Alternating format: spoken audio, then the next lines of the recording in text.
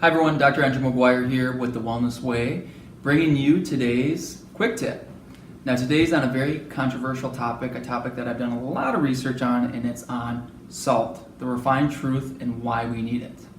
Alright, so now I know what you're thinking right now. Your doctor says you need to follow a low sodium diet, but really when we look and dig into the literature and we look at the background of where that information came from, it's kind of misleading, and hopefully by the end of today's quick tip, we can really see it may not be the best recommendation for patients to be following. And when we think of salt, we think about it as being a staple to our diet. It makes our food taste better. We cook with it, we grew up with it, but a lot of times even our parents were using the wrong type of salt.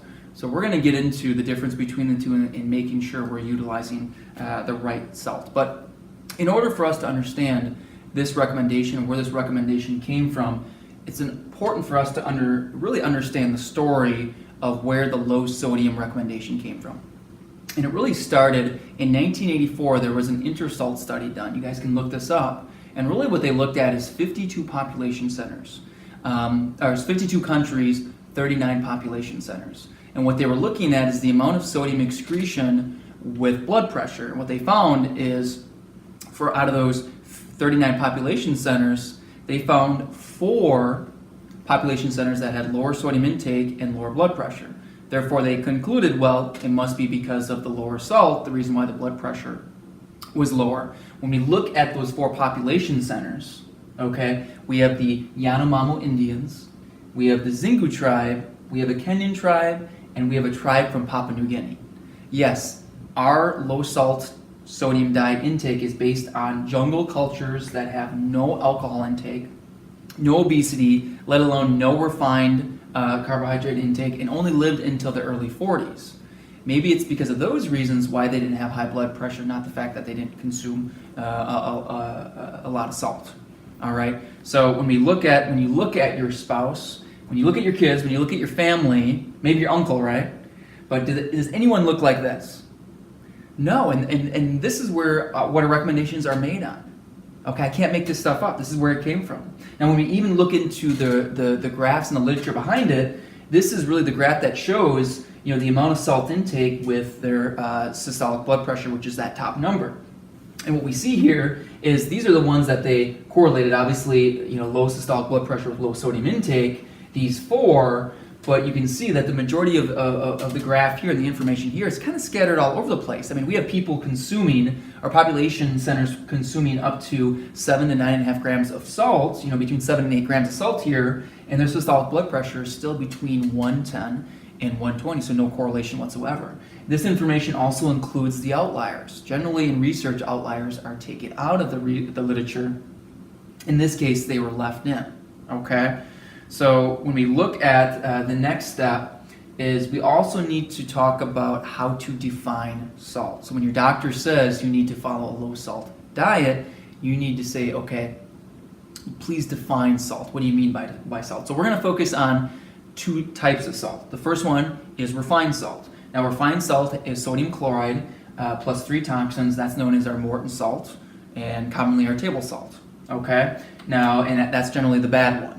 Okay, what is the Wellness Way's recommendation of refined salt intake? 0, none.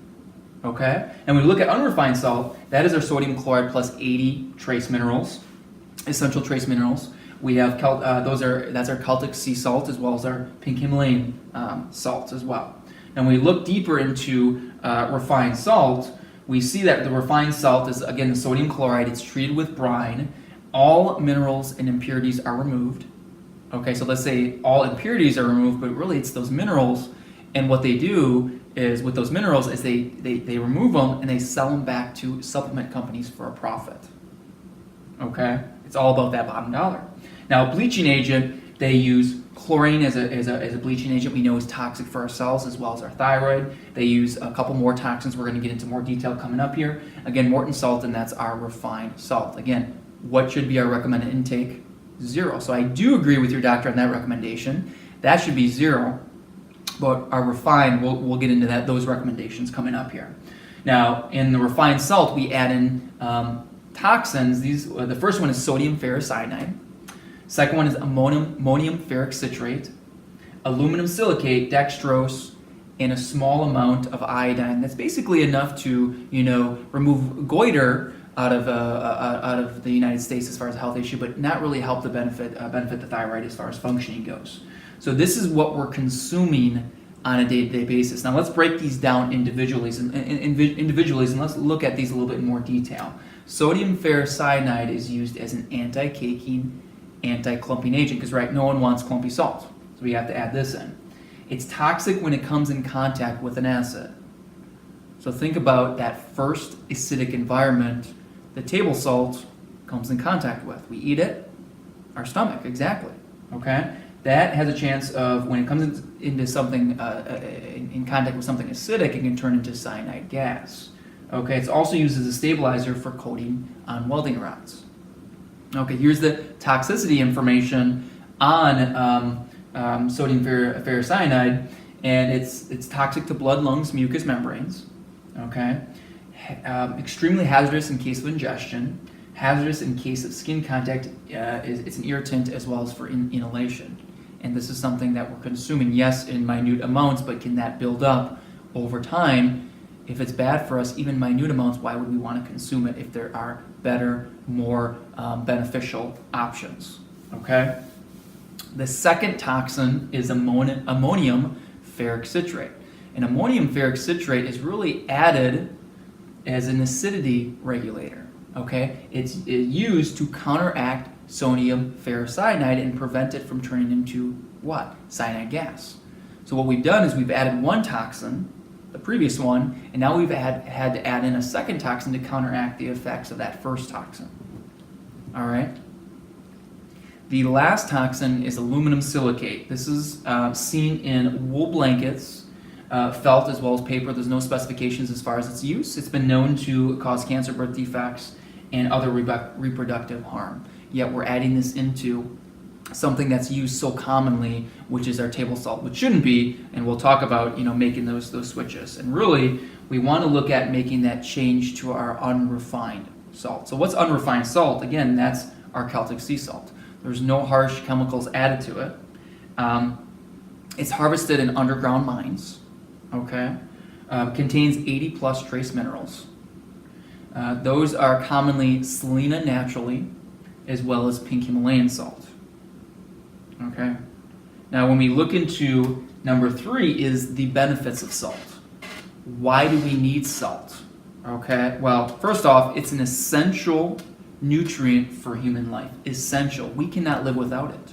In fact, the Romans actually, their currency that they paid their employees or the workers was in salt. So who here is willing to cash their check in and trade it in for salt? Okay, maybe by the end of today's talk, that's the goal. Okay, so salt is responsible for nerve impulses.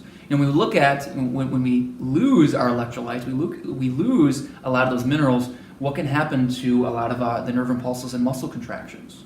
We can get cramping. Okay, so we want to replenish those. And a great way is not Gatorade, which is watered down sugar, right, to replenish those electrolytes, is adding additional unrefined salt to our foods to help replenish those electrolytes.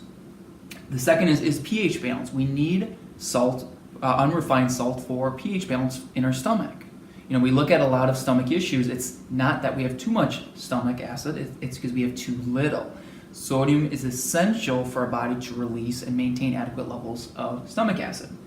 Heart and muscle contractions. Again, our heart is a big muscle as well, just like muscle contractions. If those electrolytes get thrown off, what can we see is an imbalance even within our heart contractions within our heart. Kidney function. Okay, kidney function is essential for not only maintaining our electrolyte levels, but also it needs it in order for it to function as well. Hormone, nervous system, adrenal, and immune function.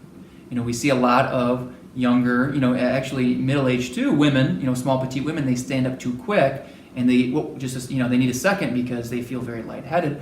That's an adrenal issue that can be an imbalance within their electrolytes. Okay? The other one here is immune function. What do we see nowadays? We're seeing a lot of patients coming in with very poor immune systems. It makes them susceptible to infections, both in the gut, both external viruses, bacteria, fungi, infections in that manner.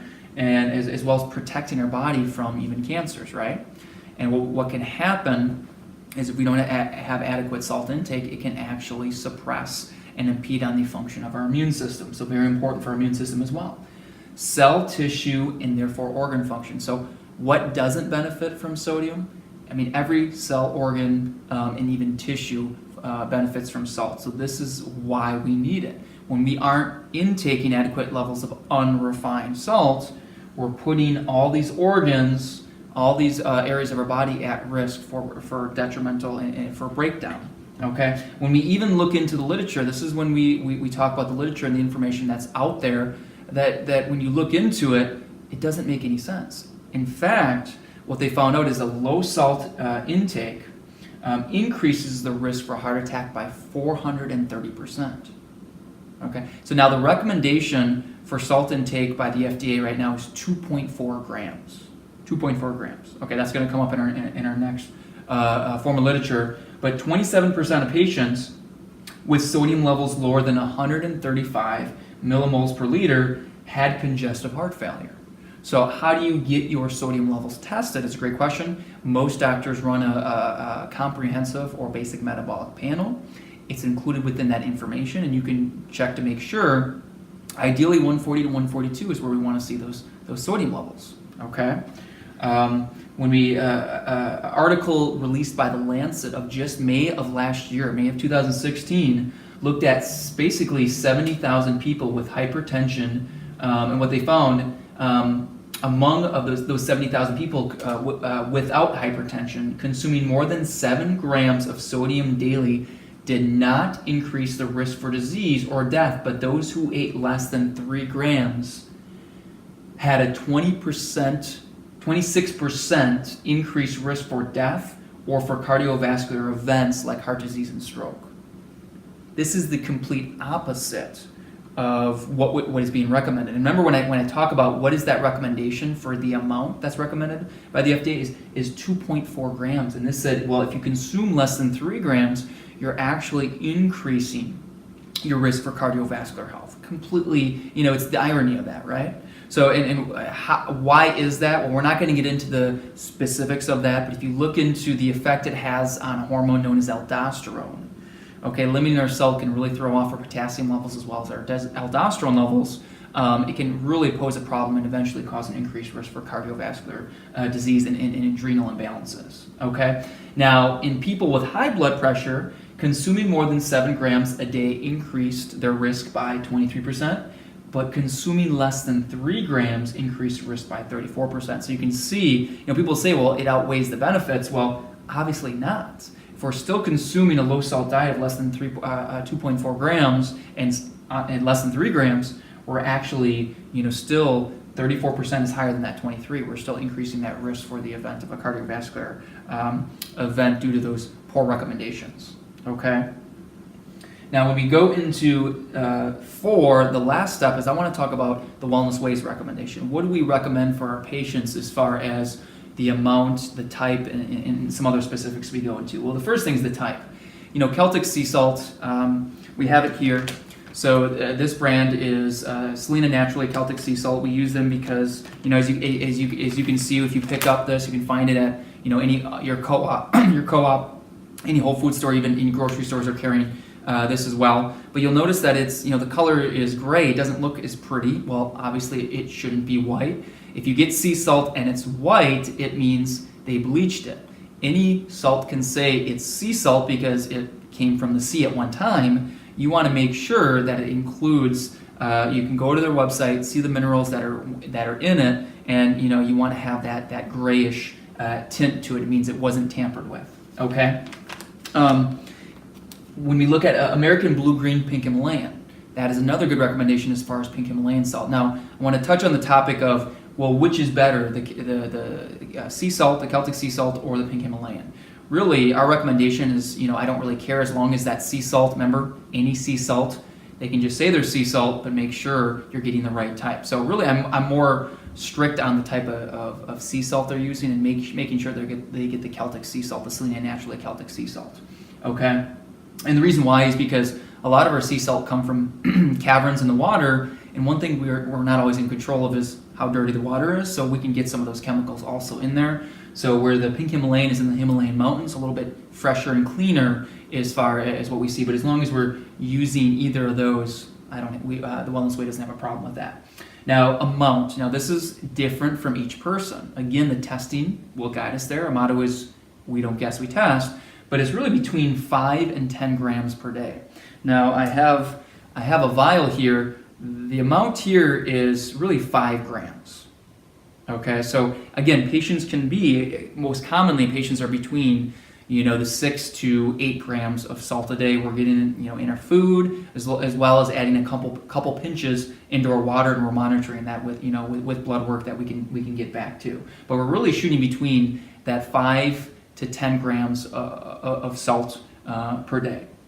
Okay, again, here is as far as recommendation is what we use. Again, another thing too is we recommend getting the 1 pound bag. You'll notice with the Celtic sea salt, there's a texture thing to it, and that's the moisture. So when we lose that moisture, some of those minerals can evaporate. So we want to make sure when we're getting our sea salt, get a smaller amount. And when it's not in the salt shakers, salt grinders, you want to make sure it's away somewhere dark and there's no air getting into it, so we're not losing that moisture and losing those minerals. As far as the grinder goes, make sure you're getting ceramic grinders. Okay, ceramic or stone grinders. The easiest one to get is ceramic grinders. Again, we don't want to get nickel grinders because we're getting that nickel we can see that pass into what? Our unrefined salt, making it toxic. So we want to make sure we're covering all the bases there. And it's just simple, quick, easy fixes that once you do, you make that fix once, that change once, and you're pretty much good to go. So again, when we look at the background as far as salt, I hope this made a lot of sense, and I hope that you realize that that low salt diet, if it's refined salt, that makes a lot of sense for our doctors to recommend that, because we should be consuming how much? 0 of that. But really, when it comes to consuming the unrefined salt, it doesn't really match the information that's out there. So again, we're always trying to give you the best information out there, going through this story, defining what salt is, the benefits of salt, as well as some additional recommendations. So again, my name is Dr. Andrew McGuire with the Wellness Way Mequon, and thanks for tuning in for today's quick tip.